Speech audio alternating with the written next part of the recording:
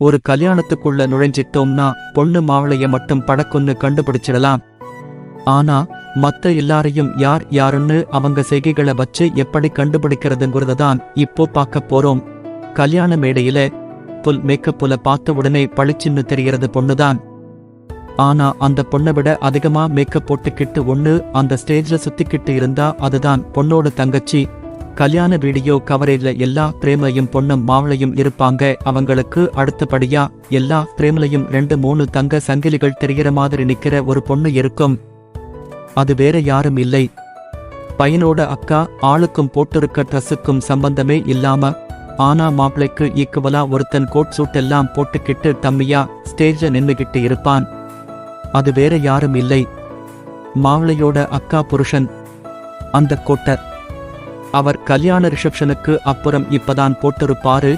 இன்னொருத்தன் மாவள மாதிரியே வேஷ்டி சட்டையெல்லாம் போட்டுக்கிட்டு ஸ்டேஜ நிக்காம தான் மாதிரி அங்க இங்க ஓடுறது ஒடியாடுறது வர்த்தவங்களை கவனிக்கிறது ஸ்டேஜ்ல ஏறுறது இறங்குறதுன்னு ரொம்ப ஆக்டிவா ரொம்ப சந்தோஷமா தெரிஞ்சிட்டு இருப்பான். அவன்தான் மாவளையோட தம்பி.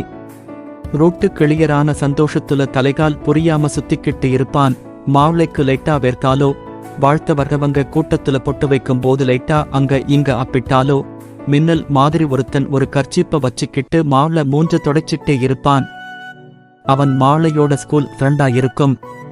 முதநாள் நைட்டு பேச்சிலர் பாட்டில மூச்சு திணற குடிச்சவனும் அவனாத்தான் இருக்கும். கூட்டத்துல உட்கார்ந்திருக்க எல்லாரும் எப்பப்பா கல்யாணம் முடியும், எப்பப்பா சோறு போடுவாங்கன்னு ஒரே ஆவலோட உட்கார்ந்திருக்கும் போது ஒரே ஒரு அம்மா மட்டும் வச்சண்ணு வாங்காம கல்யாண பொண்ணையே முறைச்சி பார்த்துக்கிட்டு இருக்கும்.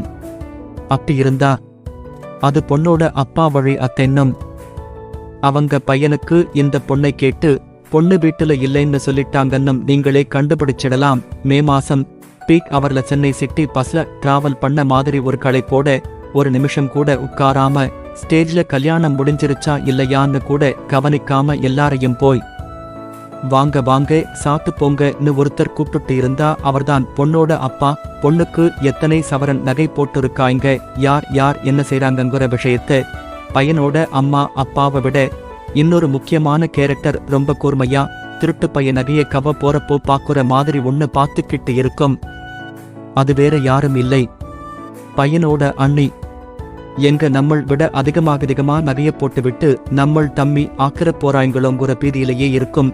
அந்த கல்யாண கூட்டத்திலேயே ஒரே ஒரு குரூப்பு மட்டும் அந்த கல்யாணத்துக்கும் அவங்களுக்கும் எந்த சம்பந்தமுமே இல்லாத மாதிரி தனியா ஒரு மீட்டிங் போட்டுக்கிட்டு இருக்கும். அதுதான் பொண்ணோட அப்பாவோட சொந்தக்காரங்க.